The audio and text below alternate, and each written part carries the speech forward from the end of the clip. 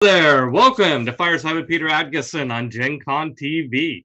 On this show, we go in search of the untold stories behind your favorite games. And this week, in this episode, we continue our delve into Dungeons and Dragons.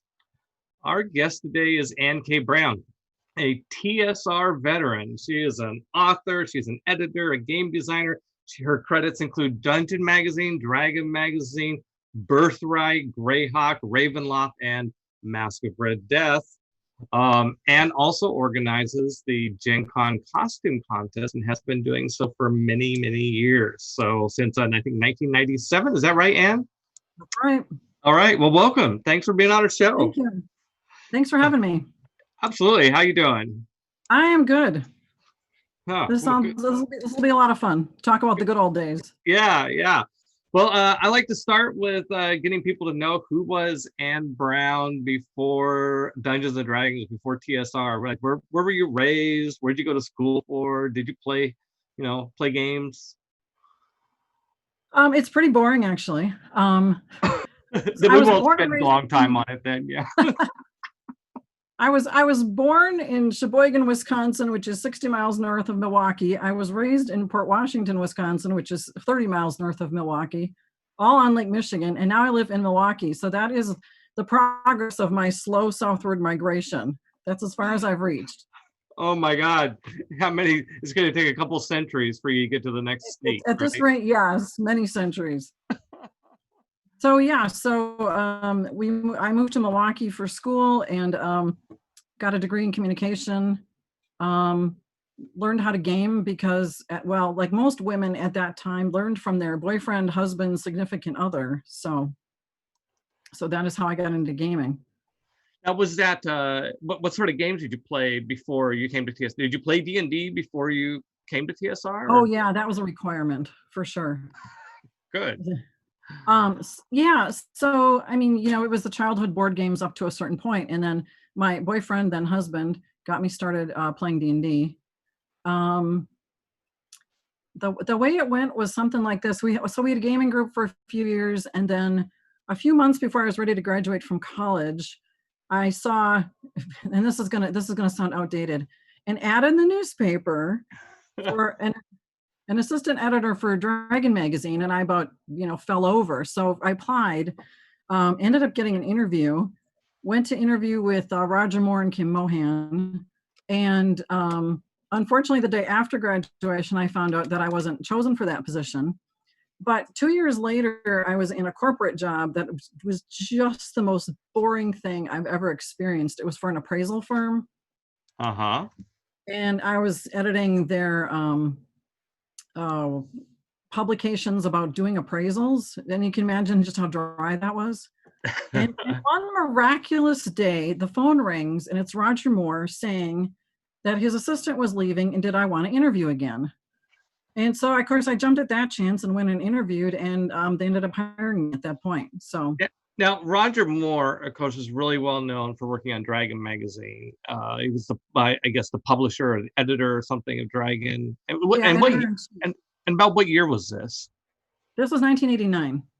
Oh, okay, 1989. So I started. Right, and you had, but you've been going to GenCon before this, hadn't you? I think I saw in your. Right. So my first GenCon was the year after I got married because my husband said, "We're going to GenCon." And that was 1983. Now, was it in Milwaukee? That was Parkside. It was in Parkside, right? Yeah. Digging deep into the GenCon history there. Deep in the history. And I was amazed to go someplace where there were so many people sitting around playing so many games. And I didn't know how this worked because, of course, he did. So, you signed up for a game and you went and sat down and like, okay, we don't know these people and that's okay. And this guy is going to run us through a game. And I was amazed that it all worked because everybody knows how to play and right. The DM knows what to do. And you just started and it worked and it went great. So, played a lot of games, did the little exhibit hall and, of course, went back the next year. It is kind of interesting how we go to conventions and we sit down sometimes and play Dungeons and Dragons, which is, or a role play, other board game, role playing game, whatever, sometimes with complete strangers. And and role playing can be a bit personal at times, Mhm. taking on a persona. And yeah, we do this, and it is a bit awkward, this hobby that we have. And it's kind of funny that, I mean, I think we all know that this hobby for whatever reason attracts some people who are a little socially awkward, but they can go to these conventions and really not be socially awkward, or be socially awkward together Right. in a way that works. They can sit down with strangers and play and have a good time, and it all goes. Yeah, It's yeah. a really unique kind of psychological or sociological little microcosm, I think. Yeah, and not to get off on a non Anne Brown topic, but like this happened to me recently. I went to a convention, and there was a gal that came in and sat down, and she was so tense, and she was so awkward, and Mhm. and we started playing, and she couldn't even hardly talk. She was so just awkward about everything. Within an hour, she was laughing and role playing full on, and just completely, and you could tell she was just giddy. Like I'm imagining, I don't know this person, right? But I'm just imagining she probably just doesn't get that anywhere else, Sure. right? Yeah, yeah. Okay, so you came to TSR and worked for Roger Moore, and so yeah, what was your interview like? What does what did he? Why did he pick you? Um, oh, good question. So my first interview, when I didn't get the job, that's when Robin Jenkins got the job. He was assistant editor ahead of me. Okay. Um, so that was a 2-hour interview with Roger and Kim. We just sat there and talked about this and talked about that. Never did I expect it was going to take 2 hours for that initial interview. Right. Um, so then when Roger called me 2 years later, Kim had moved into the games division. And so Roger was editor in chief, and Barbara Young was editor of Dungeon Magazine. So they interviewed me, and I do know. Dale Donovan was the other candidate. Okay. So they hired me, and then Dale didn't get the job, but later on Dale did get the job. And there seems to be a really strong trend of people interviewing and not getting it, but then getting it on a subsequent go around. It's funny that it works out that way. No, you're absolutely right. I've had the pleasure of interviewing several people from the pre-WotC TSR crowd, and I would be hard pressed to speculate on who had that experience, but I know that story has come up 3 or 4 times of taking 2 or 3 different interviews to get in. Yeah. It's almost like they have a circular file, and like, oh, we really like this person, but Right. it's not a fit here. But keep him on the list. And Yeah. and you and you just imagine this pile is like years old, because sometime, like you said, 2 years later, I got this. It's like you're in the revolving door, and the next time it goes, you'll be the one coming in, right? Right. Okay, so so 1989, you start at TSR, and what's your first job? What do they have you do? Well, and actually, I guess I should back that up a little bit, because when I didn't get the job the first time, I went to make sure and see Roger Moore at the Dragon booth at GenCon and just say hello. And he said, oh, you should go talk to Karen Boomgarden about freelance work. And so he told me where to find her and what she looked like and all that. And so I nervously went and found Karen Boomgarden and explained that Roger Moore said I should ask. And oh, okay, sure. And then what do you know, if at some point later, I was invited to do a piece, to write a piece for a product called the uninspired name of Adventure Pack. And it was a bunch of short adventures. And so I wrote a scavenger hunt. And then there was another product, Book of Layers 2, I think. And it was like a 2-page deal where you just wrote a layer for various pre-selected monsters. Right. I think I did 4 or 5 of those. I remember doing a Coatl, a Karen, maybe an Air Elemental, and beyond that, I can't remember. And then Karen also got me some editing work, and that was there was an old Marvel Superheroes Encyclopedia that was published in 4 parts, and it was editing all of these superhero entries. And there were multiple editors on it, and like, here's your chunk and here's your chunk. So I had worked on that in the meantime, and so I don't know if that sort of pre-qualified me to get hired on the next interview or contribute to getting me hired. Anyway, so then once Roger hired me, started of course doing Dragon and Dungeon magazines. Amazing Stories was still alive at that point as well, and that was in the periodicals department. Mm-hmm. So this was May of 1989, and around September that year, Jim Ward came to me and took me aside, and he said, "Hey, we're looking at expanding the game department, and I want to bring you over to the game department." And I remember feeling a little bit like being lured to the dark side by the Emperor, even though it wasn't the dark side. Right. But it was just weird to think of leaving Roger and the gang and what I was doing to go do this other thing. So, I agreed and I moved over there, and that's when Dale Donovan was hired in for Dragon Magazine. Right. So before we leave your time with Roger Moore, I mean, I actually never got to know Roger very well, but he always seemed like a really, like a guy I would have really liked to have gotten to know better. Like was he fun to work with? Roger was a blast. He was a great boss. I learned so much from being around him, just about game philosophy and like why he chose the articles he did and what worked and what didn't. I would venture a guess that if you were to take the IQs of everybody in the game department and periodicals at that point, just about everybody was genius level or above. These were really smart people. But not in a way that you think of like, scientists or I don't know, Sheldon Cooper types.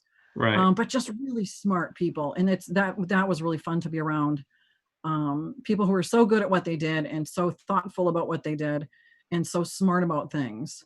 So Right. I learned a lot from Roger. He was a lot of fun. He was a really funny guy at times, and just super nice. Learned so much from him.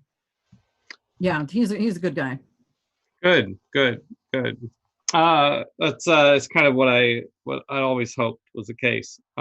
Okay, so you went and worked in the games group then. Is this still 1989 or This is still 1989. This is about September that year. So you didn't last long at periodicals? No, it was just a few months. It's weird to think about. Right. But yeah, it was off over into games. So the first product I worked on was Wild Space for Spelljammer. Okay.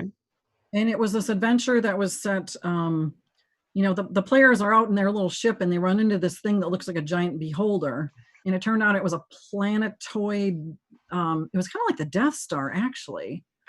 Well, sounds like a Star Trek episode. Yeah, kind of. But it was, and it was a really cool adventure. So that was my first editing project in the games department.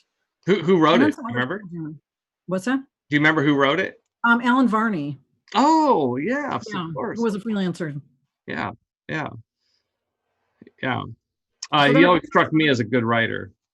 Sorry? He always struck me as a good writer. He was, and he was very meticulous, and he wanted to make sure he did everything right. He was a good guy. Yeah. So you, I cut you off. You started to say something. Oh no, you're good. Oh, so then it was Wild Space, and then it was some more Spelljammer, and then I think at some point Spelljammer was like going to be wound down, and then I kind of shifted more into Greyhawk. Mm-hmm. Now, were you editing on these projects? Yeah, this was all editing work. Right. So what was editing like for TSR in those days? I mean, was it all, how much of it was, grammar and spelling versus development and doing, getting in there and doing surgery? So being a TSR editor was wearing many, many hats, and it was being a project manager as well as just an editor. So it was, here, editor, here's my turnover, plop. And then, you'd edit the manuscript and you'd look for continuity errors and you'd make sure the game mechanics were working and make sure everything was flowing nice. And you eliminated all the passive voice that certain editors liked or certain designers used to like, and, make it readable, palatable, understandable, playable, and also thinking, okay, what are players going to break? In this particular scene or with this particular monster or this magic item, how can they twist this around or corrupt it or bend it and break it, and to be able to kind of head that off at the pass so that it didn't completely blow up the whole scenario for the DM. Right. So that was basically the editing work. So we did the editing, we turned it over to typesetting. They gave it back laid out, we would proof it. And then we were also responsible for writing the art order, the map order, the front and back cover for the, for the box or the the wraparound cover. Oh yeah, the ad copy. Yeah. So, and like what else? I mean, all those little bits and pieces were the editor's job. And you don't really think about those little bits, but that was all on us.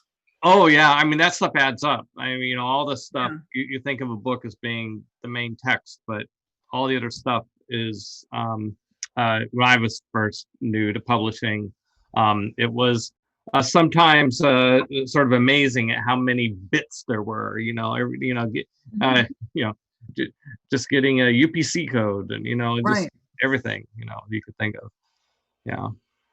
And then when you had a box, of course, there was 2 booklets, 3 booklets, a couple of map sheets, card sheets.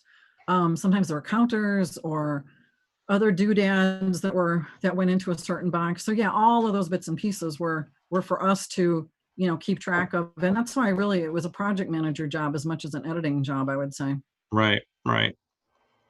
And that was the fun part too. And instead of just doing the copy and sending it over, you got to decide what the pictures were going to be sometimes, or a better way of doing a map, or and then going and checking the maps and checking the illustrations, and did they give you what you asked for? And if you wanted a short guy in a cape, did they give you a tall guy in an armor? Well, that doesn't match the character, so we got to fix that illustration. So, and that was really the fun part.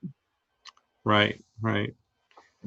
Did you work directly with artists much, or did you go through an art director who was working with the artist? A little bit of both. We would do a 3-year plan every year. So we had mapped out 3 years moving forward, everything that we were going to be doing. And at some point we would write the art orders for the covers of all those products. Mm-hmm. And then they would do a prototype for the catalog. And then once we got closer to the actual product being produced, they would paint the official cover. So we had input into what the covers were going to be for those products. And then, the good old art room, which was the most amazing place in the building. When I started there, it was Jeff Easley, Clyde Caldwell, Diesel was in the art room.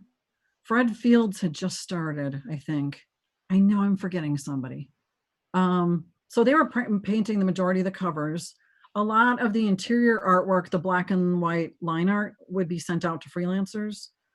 So the art coordinator would send those out, get the sketches back, bring them to us. We would comment on the sketches, give them back. She would send them back out, and eventually we'd have our final, our final inked artwork come back. I wonder if you can paint a picture for us of what the art room looked like. Like you said, the most fantastic room of the building. What was it like to walk into the art room with these now legendary figures? Yeah, Brom started right about the same time I did as well, so he's in there. Oh my God! So you walked in. It's kind of exactly what you'd expect. You walk in, and these guys are hard at work, and they're working on their paintings. And I was always feeling like very tippy-toey because I didn't want to startle somebody and have the paintbrush go woof right across the page. I was always like really, tiptoey. And they all had all their stuff set up, and there were paint splatters on easels, and they had like strange little gadgets. Somebody, I can't remember who it was, had a curtain rod that he would hold a certain way so he could rest his hand and not have his hand tired painting. Right. And then he had all these little weird sketches and things hung up. Right. And little clippings and cartoons and whatever tripped their trigger. And of course they had prints of artists that they really appreciated and loved hanging in their spaces as well. And of course, back in these days, this is all oil on canvas or watercolor on canvas, right? Yeah, I think most of the guys used acrylic because it's a truer color when it dries, but yeah, very much so. Full out painted artwork, like museum quality stuff. Yeah. Now, Fred Fields got really interesting after a while because he discovered that by sculpting his creatures, he could paint them better. because he could get the lighting right. His space was full of creatures that he had sculpted out of Sculpey clay. Wow. I'm And I serious. mean, like dozens and dozens of these things. But he found that by sculpting it, he could set it up. He knew where his light was coming from. He could get all his shadows right. Right. And I mean, it worked great. His stuff was amazing. That's fantastic. That's Yeah. great. Who did you get along with in the art? Who did you really like to go and bug about art? Oh, the guy, they were all so nice. Clyde and Jeff were really quiet. Brom could get a little chatty at times, which was fun. Tony Sudlow was very chatty. I mean, we'd chat it up and we'd be talking about things, and he loved to talk about what he was putting in his painting. I'd like to put this, and this, but I can't make it fit, and I don't have time, because he tried to load his paintings. Right. If you ever go through the old Birthright covers, and you look at, because he did all the covers for Birthright, they are really busy images that he really crammed stuff into. I for many years owned the cover of the original Birthright box set, which was this like 8 feet long. It was massive and beautiful, and really nice piece. Yeah, I think, was there a DM screen in there possibly? I can't remember. I don't remember. I should know this. We can't. Oh my God, you can't remember all the stuff. I grab the box, and I forgot to grab the box. So. All right, so my official TSR mug though. Oh, that's good. I got a GenCon and Chaldea mug. So there you go. Yeah. So I was taking you away from. I digress you away from Wild Space. So where did you go from Wild Space? Did you go to Greyhawk next? Is that what you said? Yeah, it was pretty much. There were some more Spelljammer pieces, and then into Greyhawk primarily. I did 1 or 2 Forgotten Realms. I don't know that I worked on any Dragonlance, and then Ravenloft. Right. Did some Ravenloft stuff, which I loved. I love that spooky. I've always been a fan of the spooky. So. So okay, Ravenloft. What did you? Let's pick one of these. What? Tell me more about one of these lines. You pick one. Ravenloft. Okay. Yeah. So Ravenloft, if you remember, was that adventure, that standalone adventure, like years ago. Oh, I'm well familiar. Right. So then they decided, let's make this a game world. Right. And we're gonna do a Ravenloft box set. So Bruce Hurd? No, not Bruce Hurd. I can't think of his. Bruce Nesmith. Oh, Bruce and Nesmith. Yeah, right. They spearheaded the box set. And then I think the second adventure I wrote Ship of Horror for the Ravenloft line. No, so was this the first time they let you write something?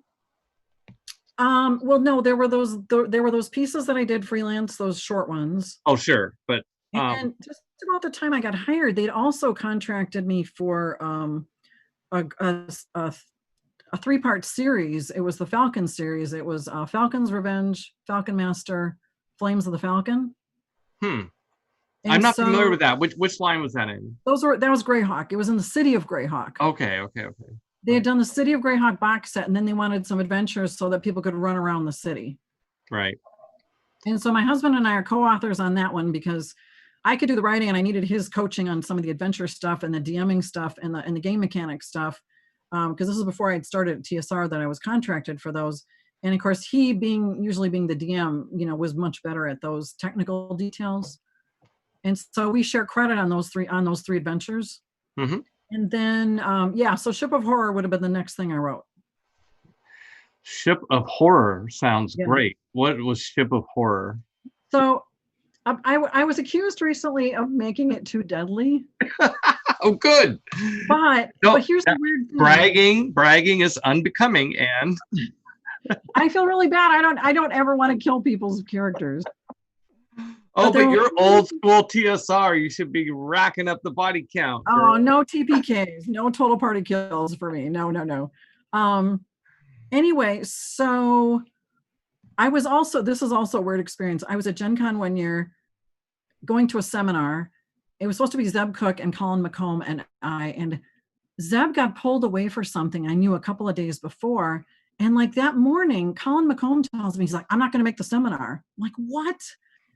So I go to the seminar, I'm standing outside the door and I'm like, I'm just going to run. Like, no, you can't do that. You're going to disappoint these people. So the seminar was better DMing, I think. And I went in and I said, hey, I introduced myself and I said, well, my co-hosts got pulled away, so you're getting just me, but let's make this a round table and let's have a lot of fun. And it really was. We had a blast. Oh, good. But at some point during this seminar, somebody says to me, yeah, the spookiest thing I ever played, or the coolest thing, or whatever, we played this adventure. We were on a ship and it scared the pants off of us. And then I said, did that adventure do this? Yeah. And then did it do this, this, and this? Yeah. And I was like, thank you. I wrote that. And he was talking about Ship of Horror. I couldn't believe it. So give us a little taste. What was the this and this, or what Oh, what was so, what was this about? So you know the classic situation. You meet a stranger in a bar and he offers you to go somewhere, right? Yeah, of course. I always say yes when I meet a stranger in a bar. Right? Or you don't have an adventure. Right. So yeah, so you get recruited for this mission and you get on this ship. Well, the ship was haunted by a couple of different things. And there was actually a way to resolve the ghosts' stories themselves so that you could, put them to rest. And then of course there was a big sea creature. And then you were going to land on this island where it was all ice and snow, because I felt like we don't have enough cold adventures.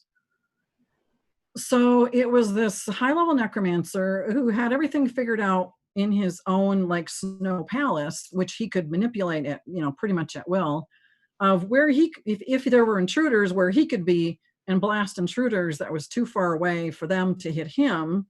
Mm-hmm. And then there was this terrible, like where the floor would collapse, but then the snow would turn to stone. And I think that's what this guy was complaining about was so deadly. And I felt terrible when he told me about this, but yeah, but everything, and there was a new kind of undead that could sort of dismantle and be packed away and shipped to somewhere and then get back up again. In an unmarked crate. Yeah, yes, exactly. And he was shipping these things out. So I think that's like some sort of violation of postal code. I'm sure. Undead by freight. That's not, when you go to the post office, they ask you, is there any glass, liquid, flammable, blah, blah, blah. They never ask about undead. I know. That's a good loophole. It's a good loophole. Right. That's what editing games teaches you, is how to find the loopholes. Because like I said, as you're editing, you're always looking for how our players going to break this and really run it off the rails, where that the DM has to try to pick up the pieces. Right. So yeah, there's my loophole. There you go.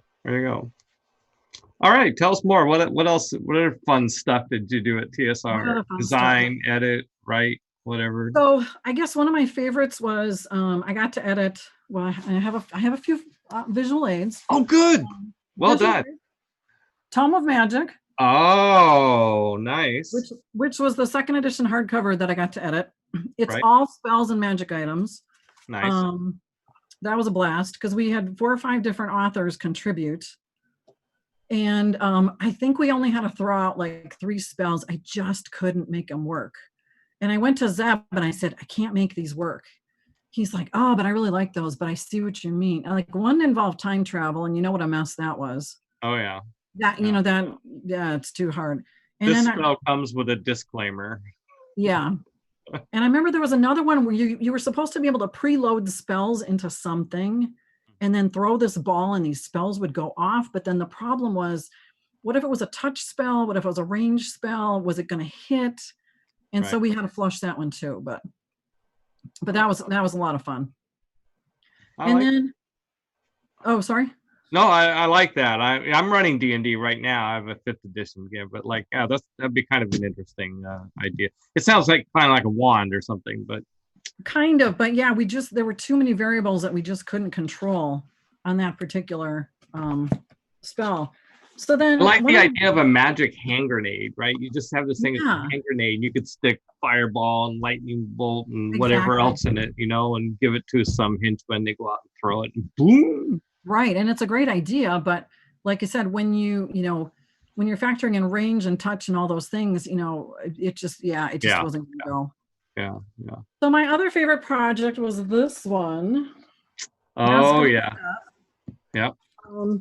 Bill Connors and I had an absolute blast working on this box because I love spooky things. as does he. I absolutely love the 1890s. And we had so much fun putting this together and scheming and, just brainstorming. And I remember telling him on a regular basis, Bill, I'm making you look really good right now. So I thought it turned out great. It was tons of fun. We actually, by the way, we have you have a fan on here. Bubaski BR says, I haven't loved Tome of Magic. So you got some nice. chat room. You got some chat room love there. Thank you. Thank you, Bubaski. Thank you. So Masque, Bill and I had a secret weapon. Jim Lauder went to England and came back with these weird little books called Bluffer's Guides. Ooh. And they were a way to sound like a know-it-all about a certain topic, but really not know much. Right. And like there's a Bluffer's Guide to wine. So you could pretend to be a wine snob because it was going to teach you the lingo to use. Right. Well, there was a Bluffer's Guide to the occult, which Bill and I devoured it and then decided what we could use from it. And that is the reason that in Masque of the Red Death, there are these organizations.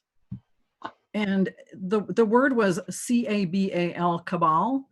Right. But if you're a know-it-all of the occult, you spell it with a Q. Oh, CA.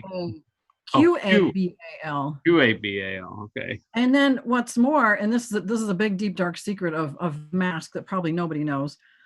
You have to pronounce it correctly to sound like a real know-it-all of the occult. And the correct pronunciation is Chabal. Chabal. Yes. It makes it sound like Jewish. Is it rooted in a Jewish word? Oh, no idea. No idea. I think I've heard it referenced in terms of Judean mysticism. Oh, I wonder. That's interesting. Who knows? So we got really good at getting it to roll off the tongue and being able to say, so what do you think of this new Chabal? And just letting it roll like it was very natural. Right. So those are two of our Masque of the Red Death secrets. Nice. James Lauder is going to be on this show in 2 or 3 weeks, something like that, with Mary Kirchhoff. I'm going to have to ask him his what'd you call it? Book of what'd you call it? Tome of Magic or no? His book. The Bluffer's Guide. Bluffer's Guide. Bluffer's Guide to the Occult. Okay, I'm making a little note to myself. I'm going to ask him about the Bluffer's Guide. And I actually found one online a few years back. I don't know where it is at the moment, or I would have grabbed it. But yeah, it's hilarious. It's just how to be a smarty pants without actually knowing really anything about the topic. So. Right. So that was a blast. Cool.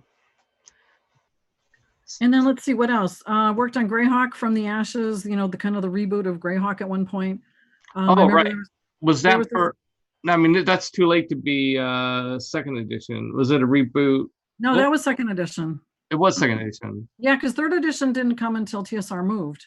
Oh yeah, no, but I was thinking, but you started there in '89. Second edition had been out for a number of years. It had just started.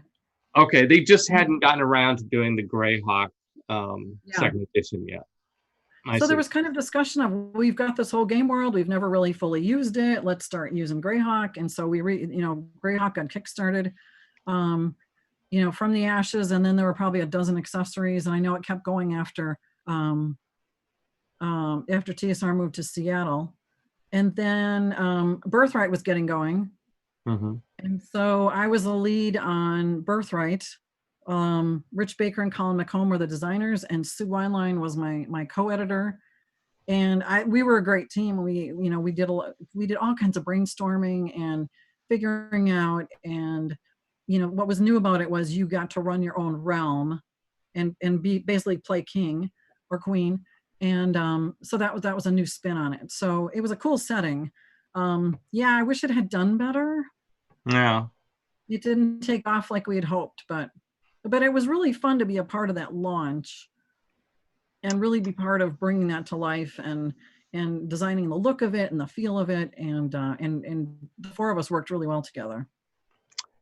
Yeah, I think TSR produced a number of these great settings, but the model became difficult, financially. I think not only for TSR and for WotC, we didn't really even try. We was like, okay, we're not doing this anymore. We're just going to farm it out by doing the D20 thing. But it was a shame because Birthright was a cool idea, and you had so many, Ravenloft. Now Ravenloft, I think, always did well enough to kind of keep coming back. But yeah. All right. Yeah, and you just never know what's going to be the big hit and be the next. Forgotten Realms was huge, obviously, but you never knew what's going to be the next big hit and what's going to fizzle. Just like a lot of products. Right. All right, so just pitching new things. Yeah. So, what was Out of the Ashes? Was it like a campaign setting book, wasn't it? Yeah, it was a campaign setting. I have it here, but the box isn't going to probably reveal too much. But it looked like this. So the concept was, because we hadn't used Greyhawk in a while or developed it very thoroughly, the concept was that there had been this widespread war on the continent. And with the war over, everyone was picking up the pieces, and it kind of gave a bit of a fresh terrain for people to start adventuring in. Right. And new things to discover or encounter, and bad guys that had gained strength, that posed a new threat. So yeah, it was a new campaign setting, and then there were subsequent adventures and accessories to go with it. And were you writing for it or editing? I was editing. I edited the From the Ashes box set and then some of the other adventures. Wow. And then I wrote some Birthright pieces. Yeah. There were these realm packs. I did 2 or 3 of them. Baruch Azik was the dwarf realm, and then there was more of an Arabic sounding one. Why can't I think of the title of it? Al-Qadim. It was Karain, yeah. There was Al-Qadim, right? Was the Arab, but that was a different campaign setting. That was a different campaign. Yeah, that was a very Arabian Nights kind of a game setting. Right. And I thought it was one of our prettiest settings. The artwork, the graphics, everything was really pretty and really well done. But again, there's that question of how many settings can people want to play in and support, and can you support, and will they come back to, or will that become their permanent home for gaming, or do they want to skip around? Right. It's yeah, that's the question, the $1 million question, I guess. Right. So you stayed with TSR up to 97 then, right? Is that right? Right. Yep. And that was that was the year WotC arrived. That was the year WotC arrived. So we there were all the discussions about who's going west and who isn't going west, and it really just wasn't working out for me at that time.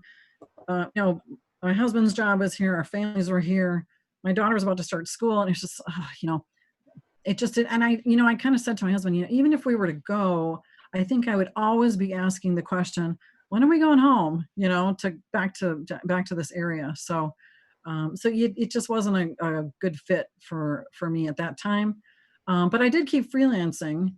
Yeah. And, did a few more game products. And then I got connected with the book department, and I was editing fiction for a really long time, which was a lot of fun. Oh, so you were for Mary then, maybe? Yeah. Well, yeah, more for Phil Athens and Peter Archer. Sure. Yeah. Good guys. Yeah. Yeah. Yeah. I don't think I was totally aware of that. Of course, we didn't know each other well back then. I mean, right.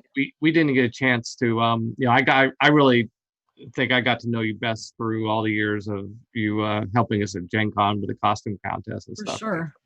It was I went through this period of like, all of a sudden I've got to learn 80 new people at TSR, right. and then plus all the people. There was this assumption that now I knew all the people that had ever worked at TSR, and I'm still trying to get to know all the people that ever worked at TSR.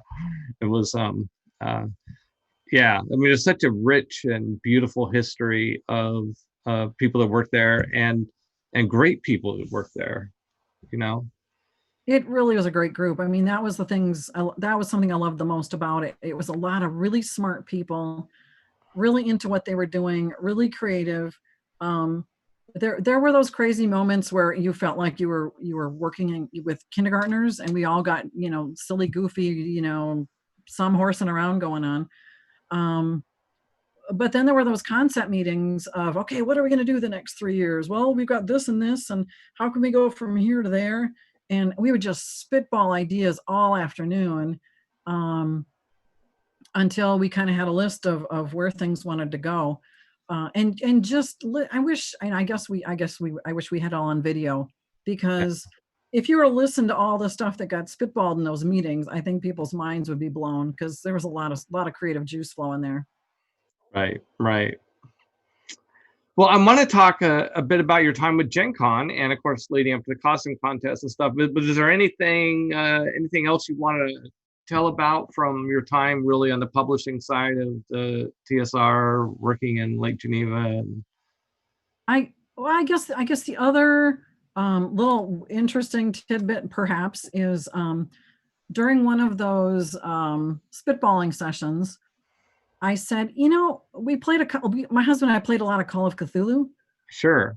And I loved it. And I said, one of our best accessories for Call of Cthulhu was somewhere we found a replica of like a 1915 Sears catalog.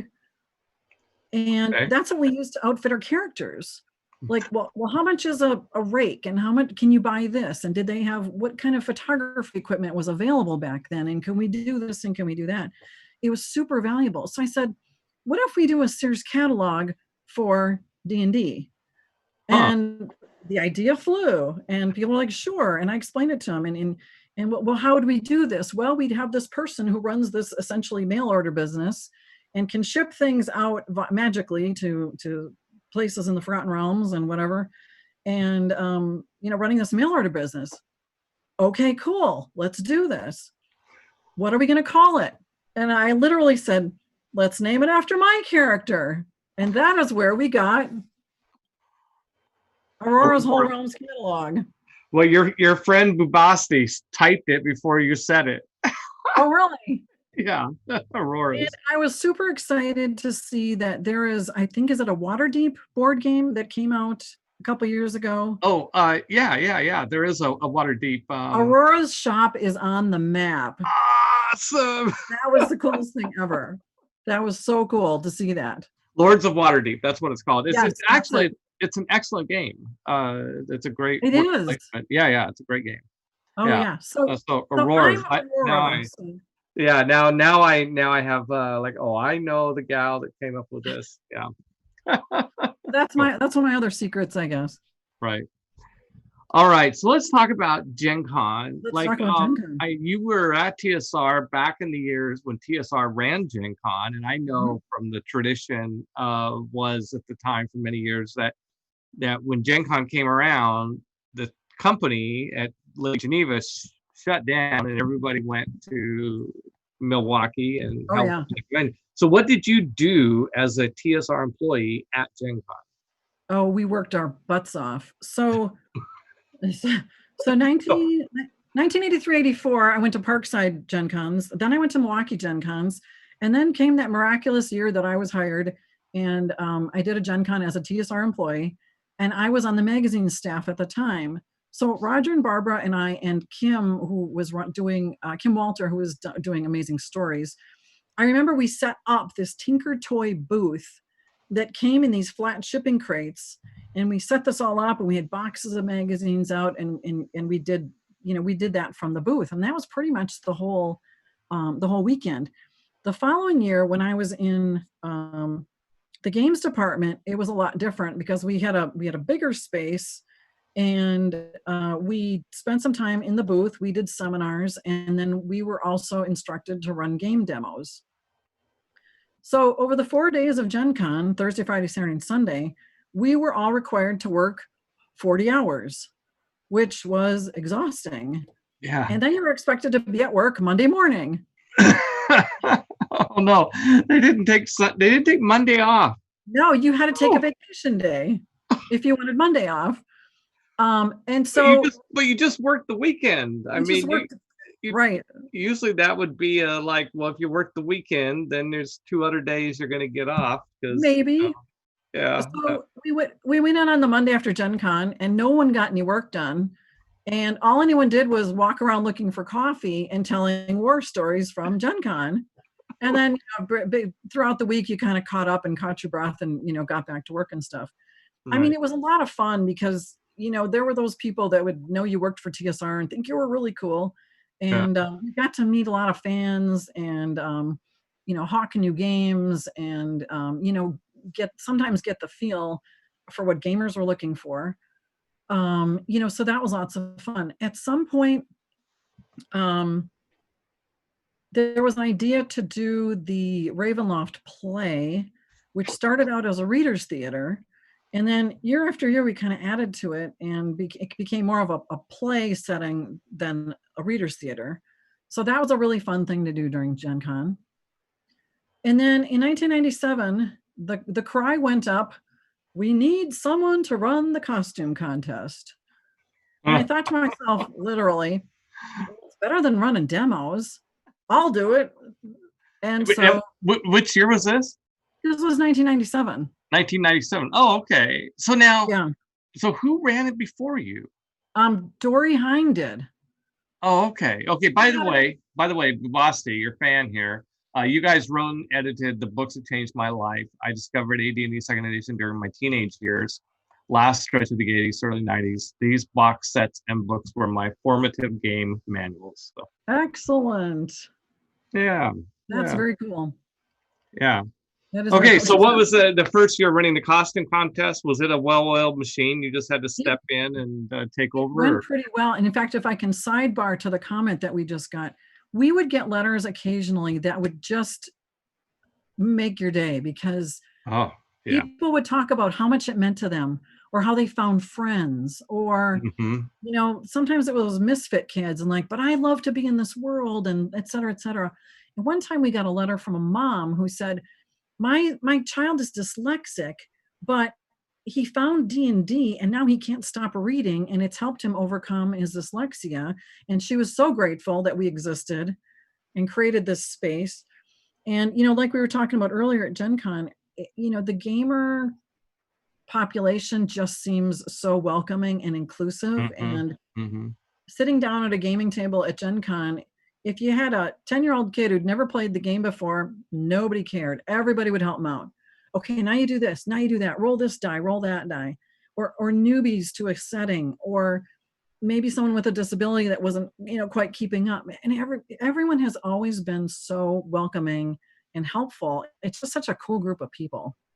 Yeah, it really is, Anne. I agree with you 100%, especially in role playing, and I think that's someplace where role playing is a bit more special than some of the other tabletop game categories. Like I remember having some rough experiences playing like diplomacy or war miniatures, historical miniatures guys, can be pretty. If you don't know the color of the epaulets on the 5th Battalion of the French Imperial Guard, you can't be at this table, type right? Of stuff. But the role players, role players have always been the best players out there. Yeah, it's an awesome thing to see and be part of. So I'm glad that comment came in from. So I guess back to the costume contest. I figured out a few things and like, well, how are we going to line people up and how are we going to judge? And I came up with a judging form and a score sheet and it ran pretty well. And we were in the Plankinton Theater in Mecca, which was an 800-seat theater. And I think we had maybe a third of the seats, maybe half the seats filled. And we had about 40 contestants and it ran, we had a show, it didn't fall apart and great. So the next year, of course, not being with TSR, I called the Gen Con folks and I said, do you need someone to run the costume contest? Because I did it last year and blah, blah, blah. And they must have either been really desperate or I sounded like I knew what I was talking about, or maybe a little bit of both, because they said yes right there on the phone. Yeah, now let's see. Do you remember who that would have been with? Who knows? Yeah, who knows? Because then there was an outside group running it for a couple of years, wasn't there?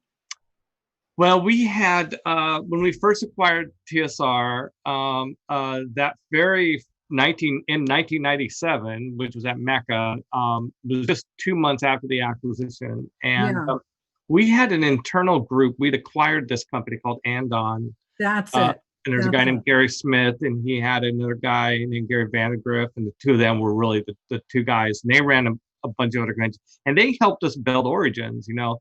I've sometimes people get surprised when I talk nicely about Origins. Wait, aren't you guys competitors? And I'm like, no, I love Origins, and don't forget the WotC. We ran Origins from 1994, I think, to 2000. Okay. You know, and I so I always had a strong emotional attachment to that, and Gary and the Andon guys were a big part of that, and so Yeah. they came in and got GenCon running, but then it evolved after that. I think next couple years, so it was probably one of those guys that Yep, I'm thinking so.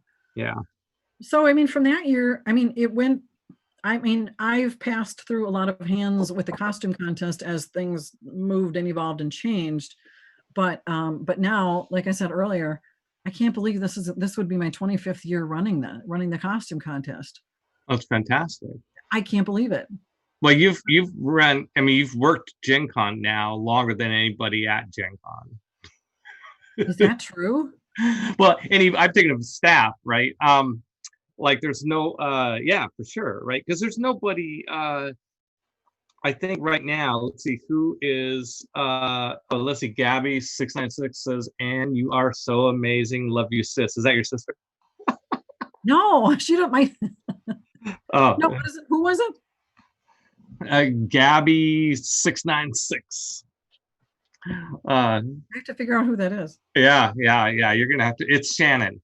Oh Shannon. yeah, that's my sister-in-law. There you go. But no, I mean, most of Gen Con employees are people that I've hired since I acquired it in 2002. And then, Sure. and then there's been turnover and evolution since then. So I think probably Megan's probably the employee now who's been there the longest, Megan or Derek. Okay. And that goes back to 05 or so, I think. And so that's like 15 years. Ann Utzler has been there for a really long time. She's our CFO. And she was WotC. She worked in accounting at WotC for. That doesn't make me feel old at all, Peter. Well, what's funny is that when I first acquired Gen Con, it was in 2002, and I got this team from WotC. There were people. By then, there was a department within Wizards that ran Gen Con, and my old dear friend CJ, who had started Wizards with, he was on this department. But then some other employees were part of that, and I went to the first Gen Con that I went to as the new owner in 2002. Now I had owned it before through Wizards of the Coast, but as Wizards of the Coast, I was happy to have Gen Con, but I wasn't thinking about how Gen Con ran. That was down in the organization somewhere. But now all of a sudden, this is my whole life now is this one convention, this business. And so I'm really deeply into it. And I remember, going to the convention and going around and meeting a lot of the volunteers. In those days, we called them senior volunteers, and now we don't have volunteers anymore. We actually hired them part-time, and I'm realizing, oh my gosh, this is what makes this show work. It's not that, okay, I've got this great group of people or employees, and I love them, and they're valuable, but most of them only work at Gen Con for a few years. We've got volunteers who've been working this show, and in 2002 for 25 years, right? People like Diesel have been working there forever, and a whole bunch of people. And I had this appreciation of like this. This is a really wonderful gift that came with this show. Is this this group of people? Yeah. Okay. Cool. So you've been doing the costume contest ever since. Is it is there a lot of work leading up to it, or is it mostly just in the week of? It's there's a chunk of work, but I guess I've been doing it long enough that it just feels routine. Yeah. So we start in like say January, February, and do any rules tweaks, get those over. Then entries will start coming in, and I always check those. I confirm with people, I got your entry form, you have a spot in the show. I print out all the judging forms and lots of paperwork leading up. I mean, I've kind of got a suitcase of all my supplies that just kind of live in the suitcase the whole year from one year to the next. So that's easy. I have 10 to 15 volunteers who, like you said, I couldn't do it without these volunteers because they know exactly what to do and how to do it. And there's a lot of things I don't have to worry about because I know they've got it under control. If I had to start out with a whole new group of people and instruct them, A to Z from the time we start registering till the end of the day, I'd be out of my mind because they just run with it, and they also can problem solve because they know the routine so well. So a lot of these so we register been with you for many years as well. I mean, since even 15, 20 years, maybe even. Oh, for sure, a lot of them have, and I mean one of the crucial parts is the prejudging. That I've got people who really know costuming who can look at the costumes up close and give a prejudge score. And one thing that costumers are always concerned about is showing off some of that detail work. And especially when you get some of these really intricate fantasy costumes or historically accurate costumes, they want to show you that I handmade my corset with actual whalebone, or there are 7,000 stitches on this scarf that I embroidered, and all those really neat details. So we start registering in the morning. All of our people come filtering through. We check their forms. We take their picture. They get their costumes prejudged. Give them some instructions about where to be, when to be there, how the routine goes, and then our show kicks off, and anything can happen, and usually does. It's a really nice group of folks. They're very cooperative. Once in a while, you get a little bit of a stinker. I know I've had a few stage parents over the years. We've had a couple of little mishaps over the years, but generally the show runs great. And I mean, I always like the duck analogy of on the surface you're gliding along, but below you're paddling like mad. Right. Exactly. It feels like by the time we're done. So really great people keep coming year after year. Contestants that want to come back, they just have a really fun time, and there's just something about our show that they love doing. So that really makes me want to keep doing it year after year for all those really cool customer fans that really love this so much. Well, I hope you know how much we appreciate it at GenCon. This has become and you've built a show that really stands up to any other show like it. I mean, it's one of the jewels in the GenCon crown. I feel cool. very, thank you. Very, very proud of it. I know I don't make it every year, but I'm usually sending people your way. But you're busy. Yeah, well, it's and I remember fondly. I was invited to be a judge for it one year way back in the day. Yeah, and that was fun. I don't need to do it again, but it was fun to do it. Well, you're welcome to do it. No. I also know how your life is at the show, that it's not, it's not a dependable time slots. I felt so unqualified, but I remember, you were talking about how you would do these prejudge and you get costume experts to come down, and you were very helpful at giving me and the other judges, giving us these guidelines of like, by the way, there's 7,000 stitches and whalebone in this costume. You were prepping, and of course, and then we could factor that into our decisions and stuff. Oh, so, good. Well, I'm really glad to hear that. Thank you so much. Absolutely. Hey, we're running out of time. Is there